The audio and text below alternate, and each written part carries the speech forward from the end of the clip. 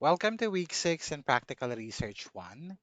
And for our module session, we will be focusing on synthesize information from relevant literature. This modular instructional video is intended to guide you and assist you while you are answering your activities in your modules. And please do not forget to accomplish your attendance located in your Facebook unit and prepare your module number 8, synthesize information from relevant literature. Maghanda rin ng pen, paper, and portfolio para every time na matatapos ninyo ang inyong activity sa module, ilalagay nyo agad siya sa isang portfolio or sa isang lugar. Tandaan na pagsamasamahin lahat ng activities per module. Also, finish your due module this week, which are module number 8 and module number 9. So this is the module of that you will be needing to finish for this session. It's entitled Practical Research 1, Quarter 1, Module 8, Synthesize Information from Relevant Literature. So again, it is module number 8. Kung wala pa kayong module, all you need to do is to go to the link na binigay ko sa inyo to download a digital module for this session. Let us start now with the learning objectives. As a student, what do you need to know from this module? So the learning outcomes for this module is number 1, overview of synthesizing.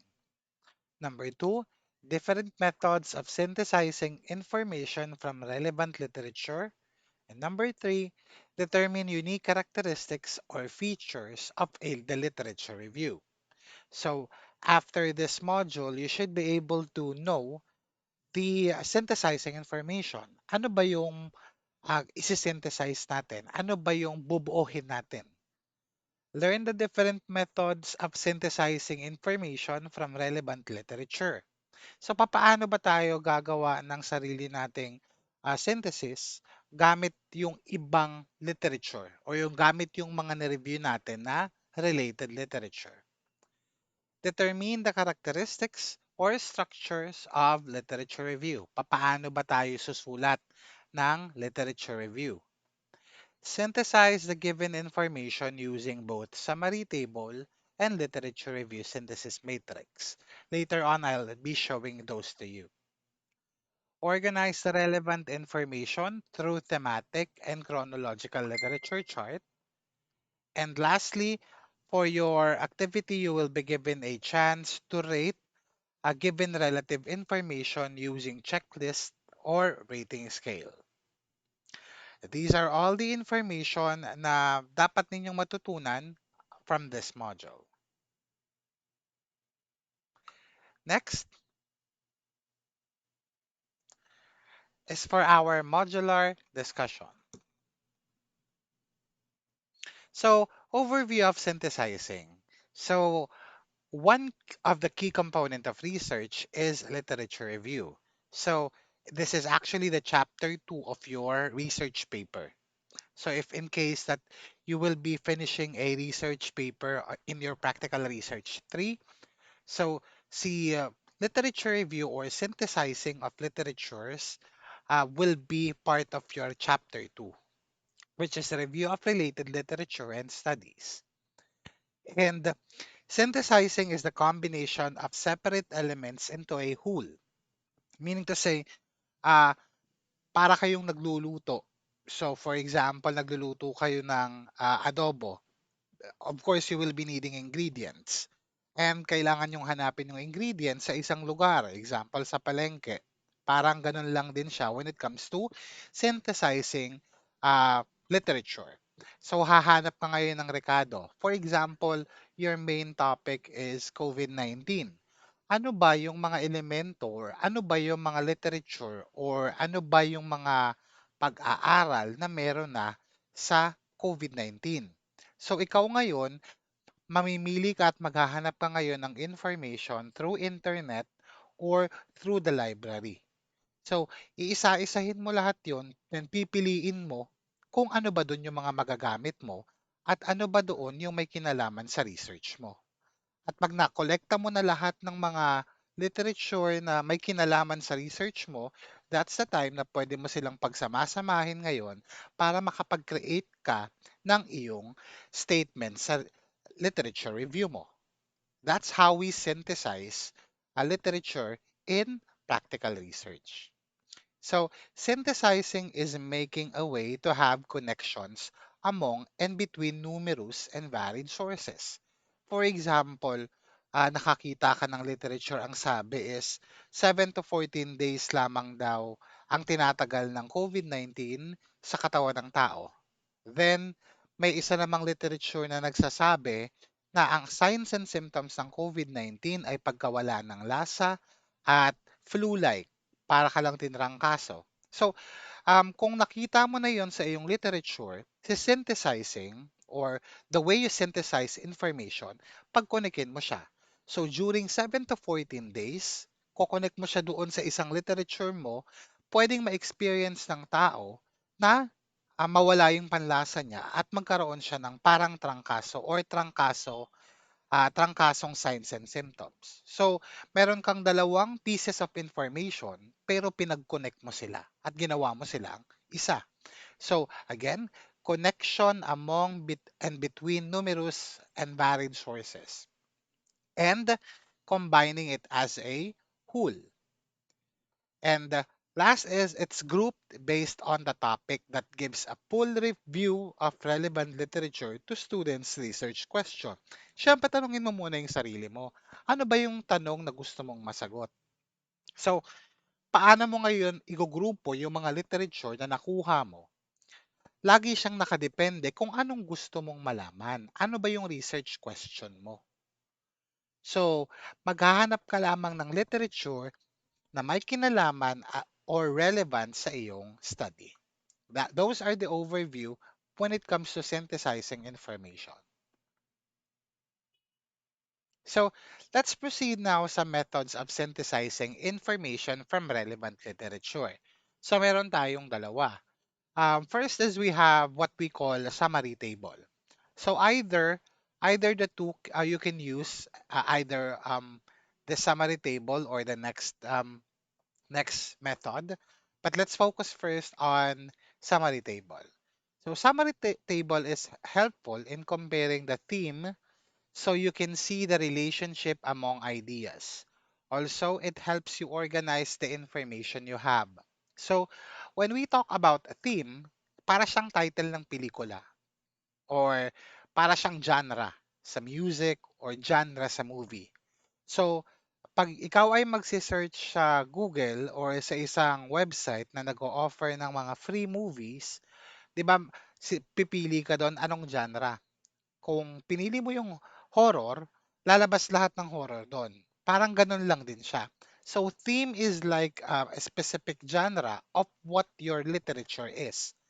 For example, so kung may theme ka na tungkol sa signs and symptoms ng COVID-19, dapat lahat ng nasa baba nun, tungkol lang siya sa signs and symptoms ng COVID-19. Ganon, when we talk about theme, that's what we mean by theme. Ano ba yung theme ng literature mo? Ano ba yung nasa loob ng mga yon? So, let's focus on how we could use summary table. So, the summary table, if you're going to take a look at the table, this is how you do it. You will be focusing on your research question. For example, your research question is, what is COVID-19? So, nag-start ka ngayon maghanap ng literature through internet or through libraries or books. So, nakakuha ka ngayon ng either journal article o kaya naman ay book o kaya naman ay mga paper na may kinalaman, mga research paper or scientific paper na may kinalaman sa signs and symptoms ng COVID-19. So, tandaan lamang na ang dapat ninyong alamin or i-identify sa lahat ng source ninyo ay purpose. Ano ba yung intention ng author? Ano ba yung gustong sabihin ng author sa article niya? Ano ba yung gustong sabihin ng libro tungkol sa signs and symptoms ng COVID-19? Ano ba yung sinasabi ng scientific experiment or scientific study. So, yun, ano bang purpose? Once na na-identify mo na yung purpose, tingnan mo na ngayon yung method. Normally, sa methodology, wala sa books yon. Ang binibigay lang palagi ng book sa atin ay facts, ideas, um, theories, saka kung ano talaga yung information. But when it comes to journal, research papers, or research studies, or related studies, nagbibigay sila ng methodology. Ano-ano ba yung mga methodology? So, for example, uh, meron tayong isang scientific research kung saan ang ginawa nila ay inobserve nila yung patients na may COVID-19. And then, kinompare nila yung signs and symptoms na meron yung COVID-19 patient sa normal patient. So, ending no, nagkaroon sila ngayon ng comparative research design. So, yung methodology ay papaano ba nila nasagot yung tanong. Kadalasan sa libro wala namang tanong eh. Ang meron sa libro ay discussion kaagad. Ano itong information na ito? Kaya medyo mahirap makahanap ng methodology pag libro. Pag studies o kaya journal article, kadalasan sinasabi nila papaano nilang nasagot yung research question. At ano ba yung naging resulta? Kadalasan si books din wala masyadong resulta, pero si journal article, research paper, lagi silang may results. Kadalasan nakikita siya sa dulo. So, let's take a look at one sample. So, this is a research that I've checked sa Google Scholar. Pwede nyo siyang puntahan, scholar.google.com. That website is an accumulation of all or most of the research studies or books na ina-upload ng mga researchers sa Google. So marami siyang websites like academia.org or edu.gov, maraming sources doon. So one of the good example na nakita ko sa scholar.google.com ay itong research study na ito.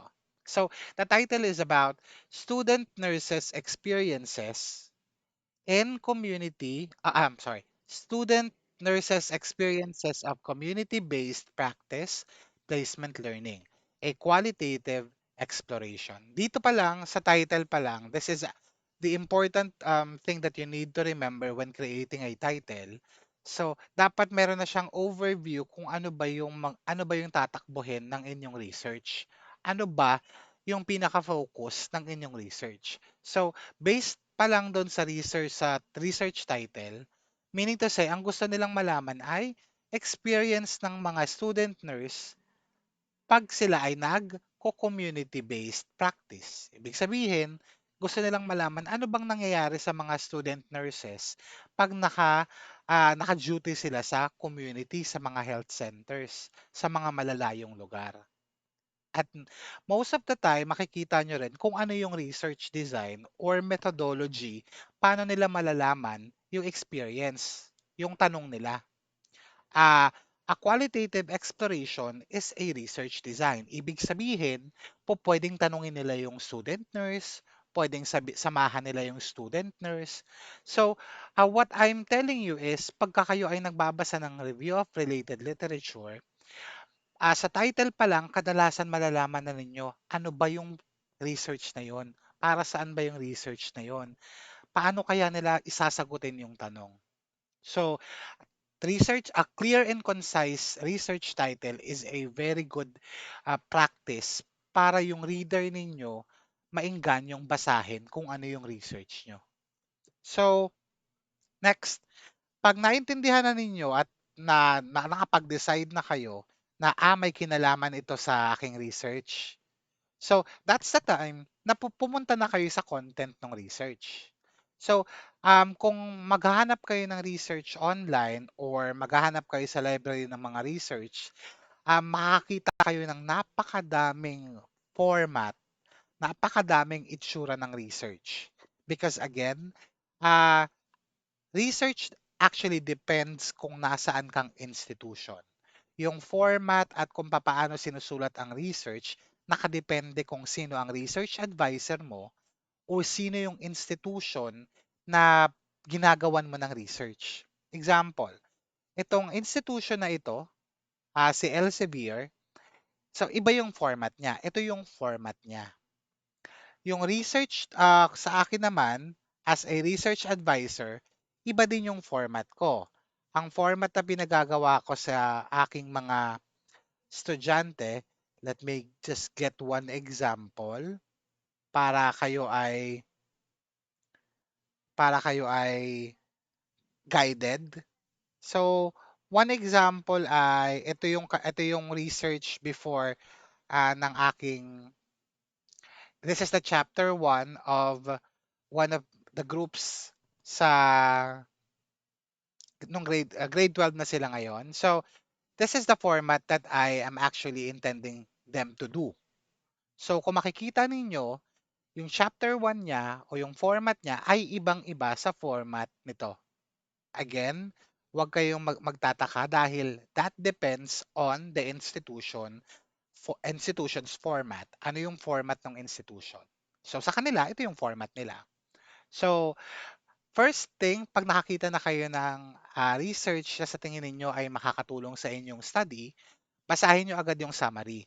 Si summary or si abstract of the study, summary or abstract, siya ngayon yung mag-e-explain kung ano yung nilalaman o yung overview nung whole nung buong research. So, ibig sabihin, sasabihin niya rin kung ano yung bakit niya ginawa, ano yung ginamit, ano yung mga tanong niya, papaano niya sinagot, ano yung mga data na kinuha niya, at ano yung mga na ano yung mga conclusions niya.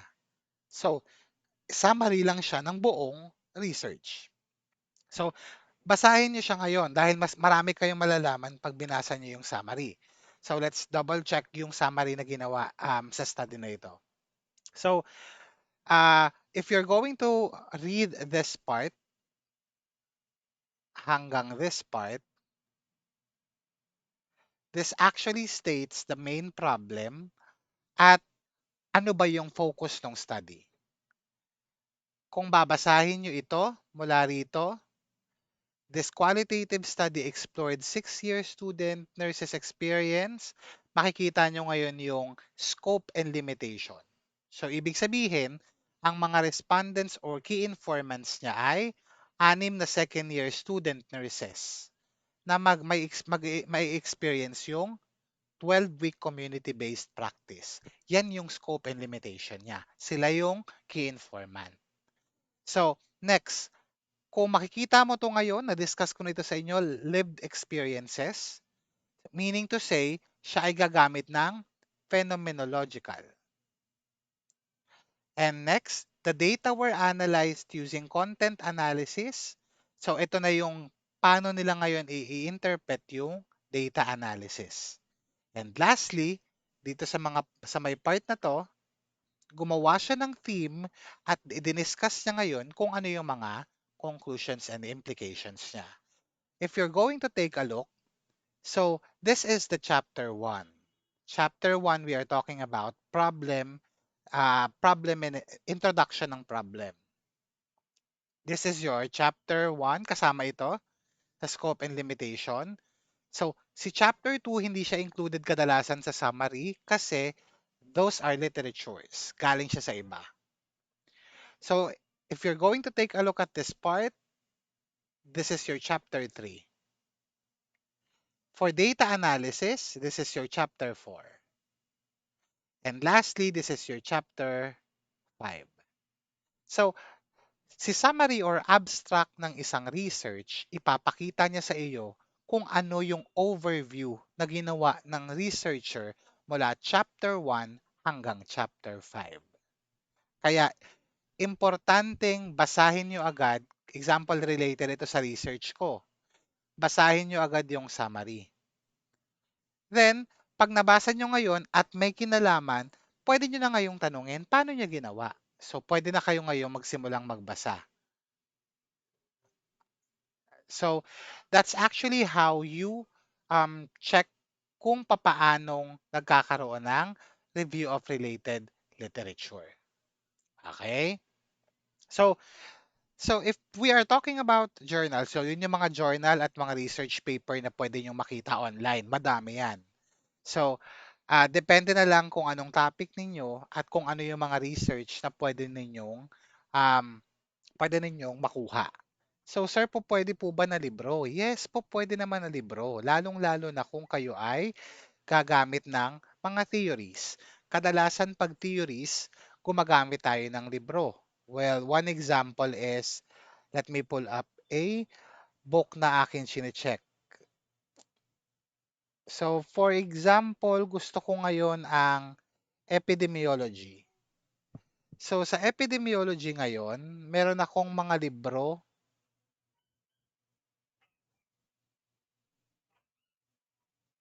Or let's just check communicable diseases. So, pagdating sa communicable diseases, yan, pwede natin, this actually came from a book, pwede yan. So, again, walang research problem doon. Normally, ah, ang meron sa libro ay mga facts, information, and knowledge na pwede nyong gamitin.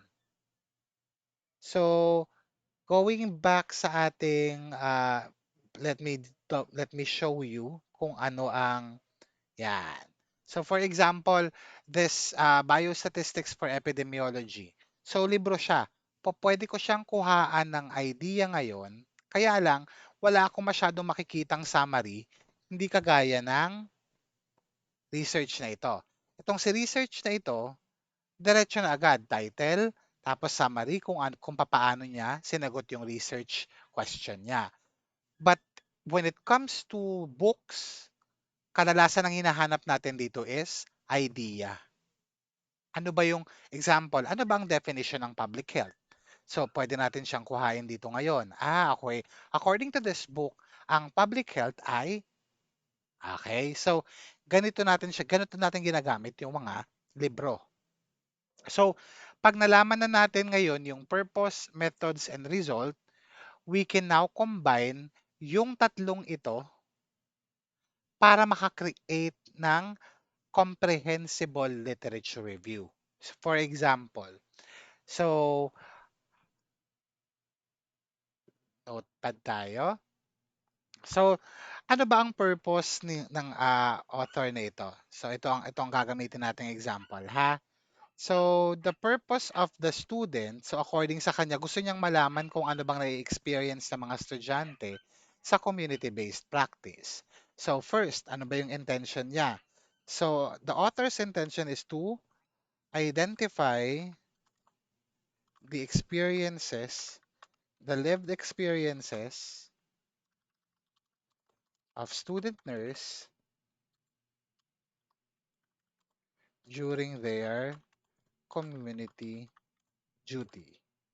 So ngayon, from my own perspective at base sa sinabi ko, base sa binasa ko sa kanyang research paper, so gustong malaman ng researcher or gustong malaman ni Baglin at ni Rogue na kung ano ba yung lived experiences ng estudyante during their community duty.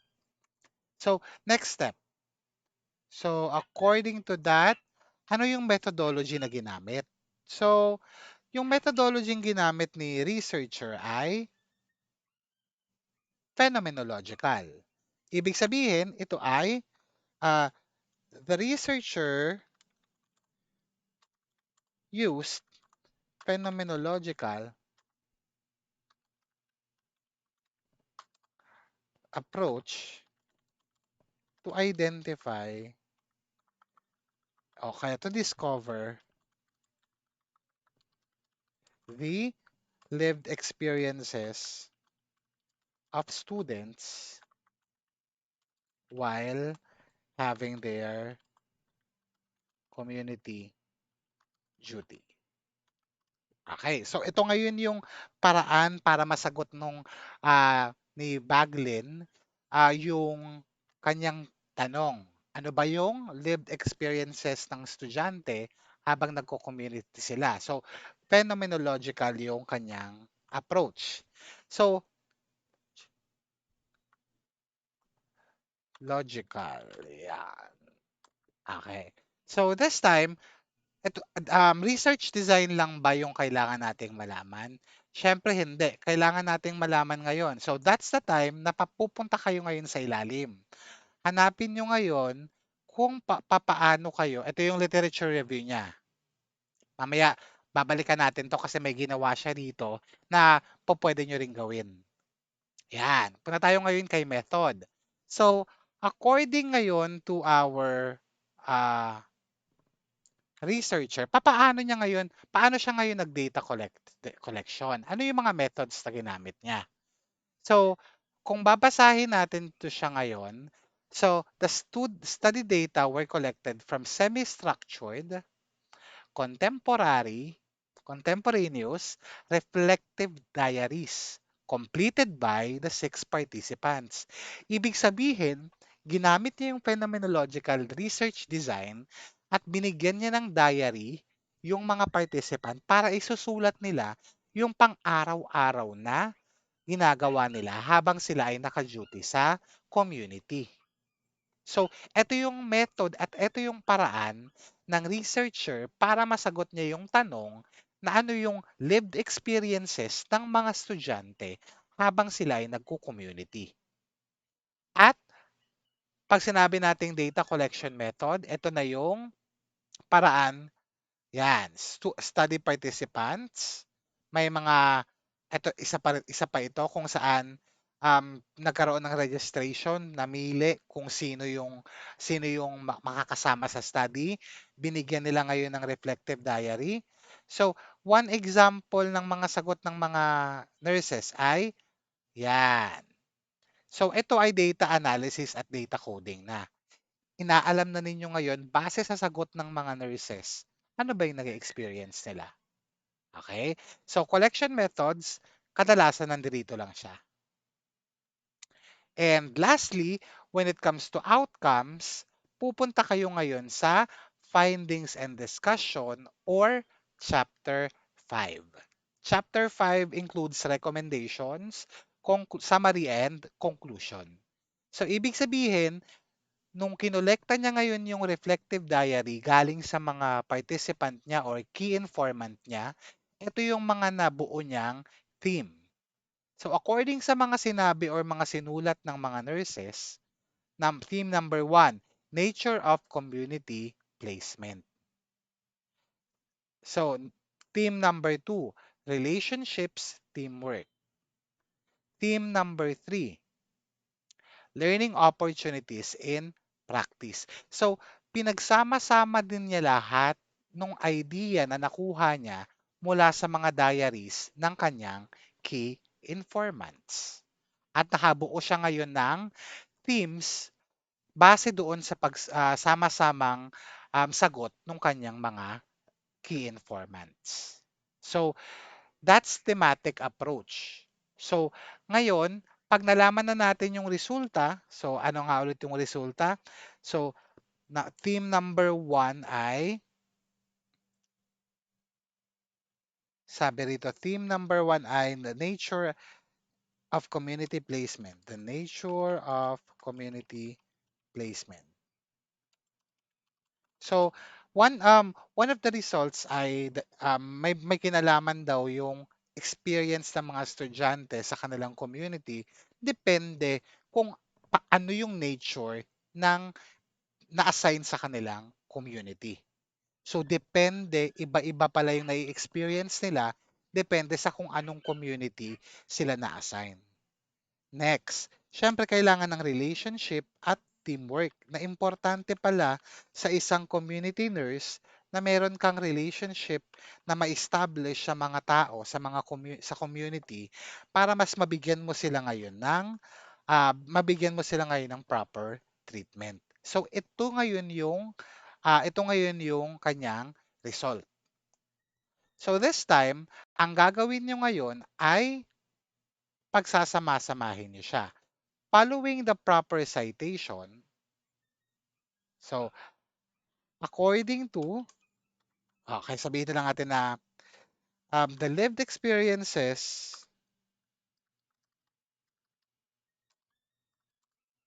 of student nurses are dependent in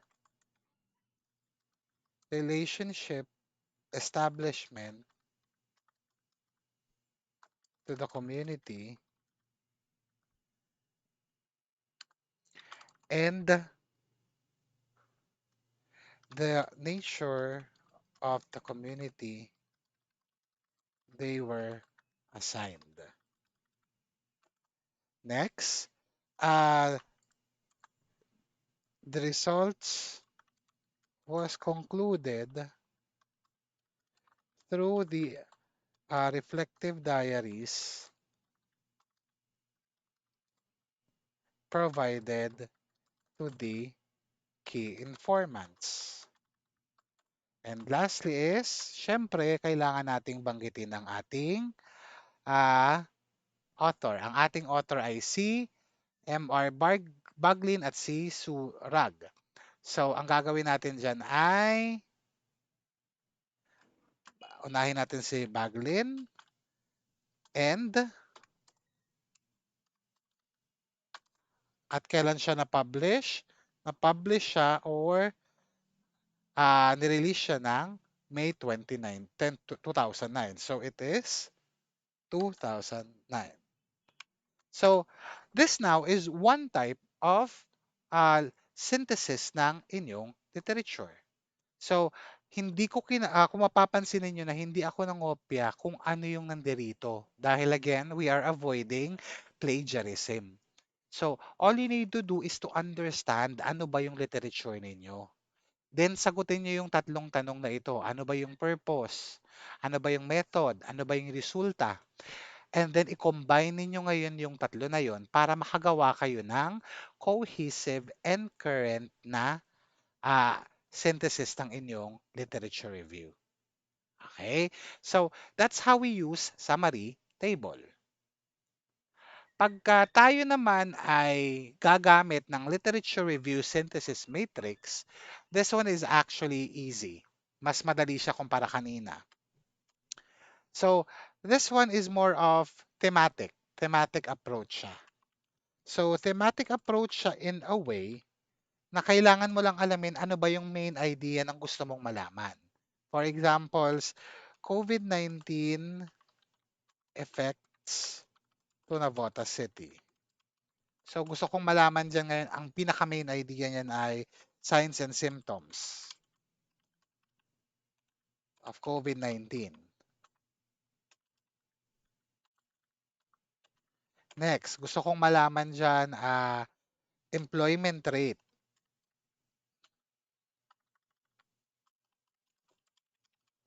in Navota City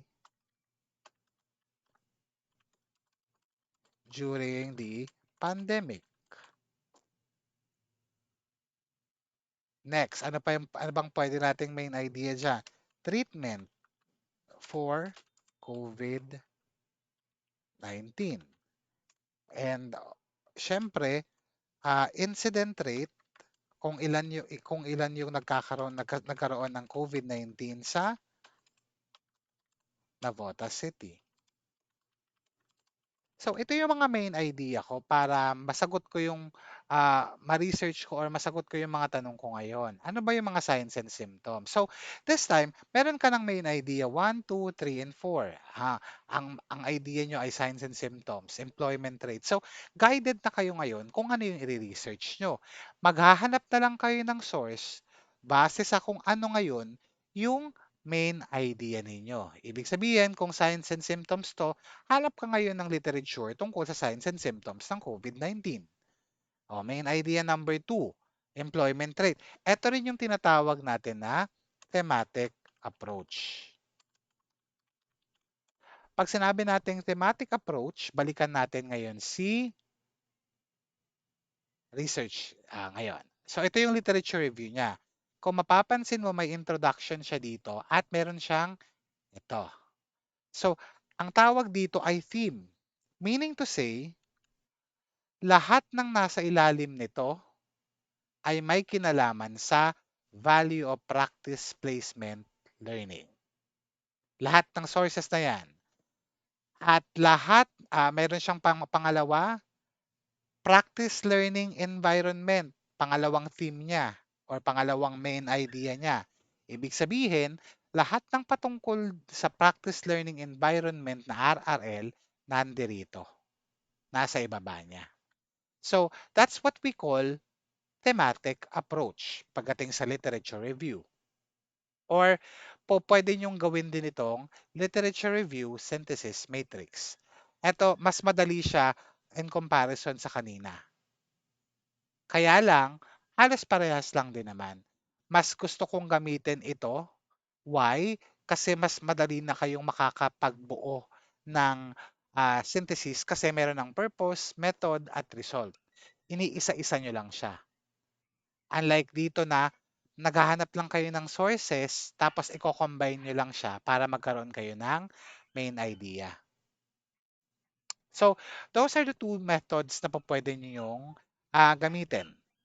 So, when we are now talking about literature, kailangan natin always remember na ang literature natin ay dapat recent. Dapat 5 years lang siya ha. Kasi again, information changes throughout time.